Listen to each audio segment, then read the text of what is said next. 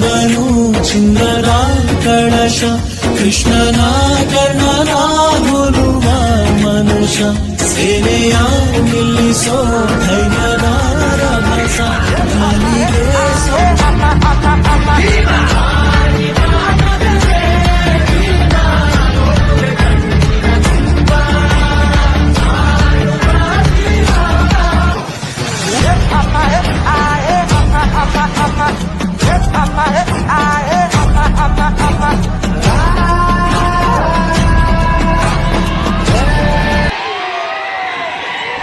ಸಲಹೆ ಕೊಡ್ತೀನಿ, ನೀವ್ ಮಾತ್ರ ಅವನ್ ಗಡ್ಡ ನಿಲ್ಲಕ್ ಹೋಗ್ಬೇಡಿ ಸರ್.